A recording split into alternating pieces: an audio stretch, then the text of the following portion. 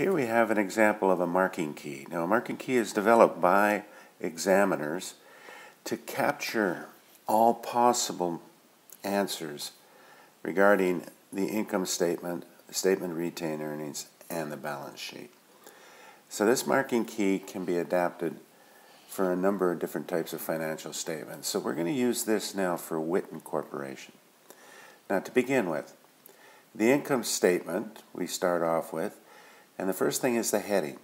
And the heading must have the name of the company, the type of statement, this i.e. the income statement, and the date for the year ending December 12th.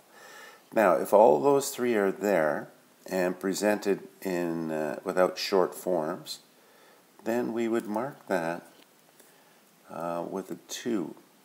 Okay? So that would be 2.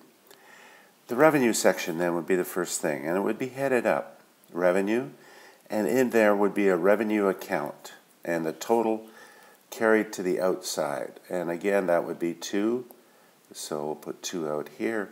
Now, if the student added another account, which was not a revenue account, then we would deduct, we would have given them 2, we would have given them 1 instead. Now, the expenses section. Again, the heading. Expenses, if they have that clearly identified, 1 mark. And then they list all the expenses in any type of order. So we would give 1 mark for each expense. And on this exam, in this example, there were 5 expenses. Now, I would give them 5. But if there was something in there that was not an expense, I would give them 4. If there were 2 things in there that were not expenses, and they had all 5, but they had 2 more that were not expenses, then they would end up getting 3. In this case, it's 5. Now, regardless, if they had the revenue section wrong or any of the expense sections wrong, we ignore that. We've already taken the marks off for that. So when it comes to the bottom part of the income statement, we just have, if they've indicated revenue minus expenses, even though the revenue may be wrong or the expenses would be wrong, the answer would not be the answer you're looking for, but the fact is they knew that they had to subtract expenses from revenue, so we would give them 1 mark.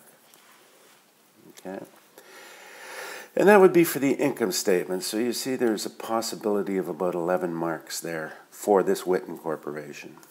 Now we move to the retained earnings. Again, is this statement headed up with the name of the company, the name of the statement, retained earnings, and the date for the period ending, year ending, whatever, December 12th? And the answer is yes, so we would give them 2. Then does the student indicate that they start with retained earnings beginning, which is from the statement of accounts, and that is worth 1 mark.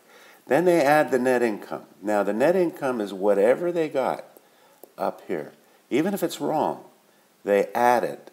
They take the net income that they have gotten here, whatever that answer is, and put it here. We give them 2 marks for that. If there were dividends, and dividends would be deducted, they showed that, 1 mark. And they summarize it all with retained earnings ending. Okay, so there's an extra 6 marks there. Now we get to the balance sheet. Balance sheet is a little more involved.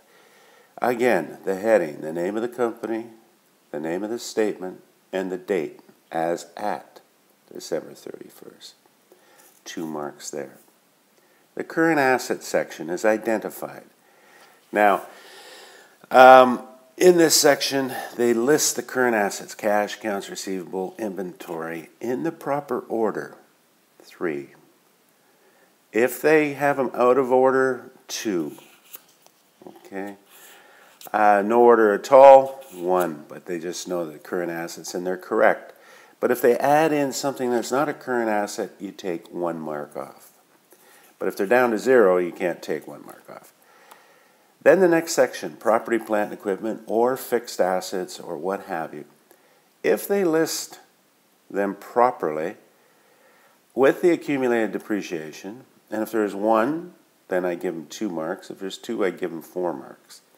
But in this case, there's only one, so we give them 2 marks. Then they show the total assets.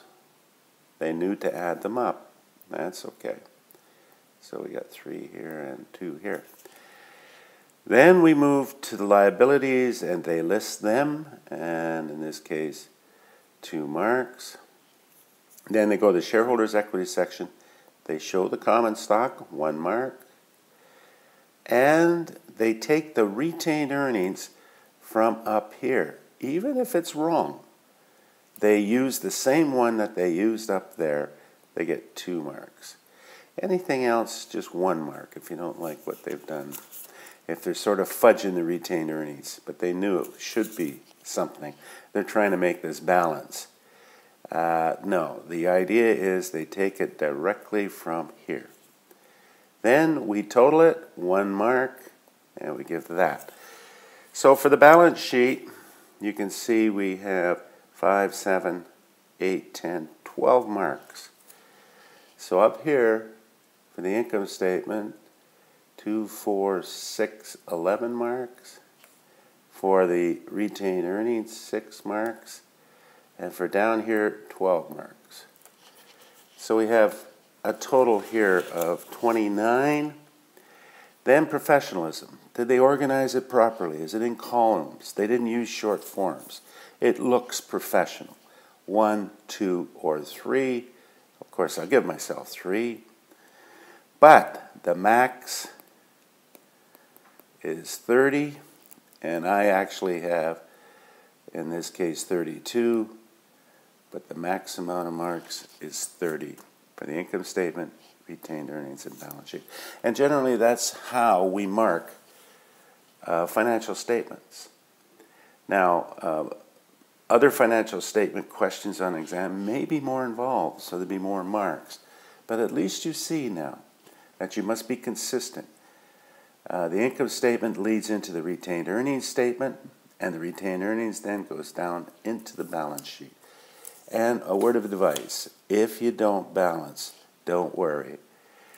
You may have made a mistake somewhere. You won't get 30, you'll get 29 or 28. But if you try and fudge it and change the retained earnings so that it does balance, you're going to lose marks. So even if it doesn't balance, just go with it. You could pick up some marks on being professional about it.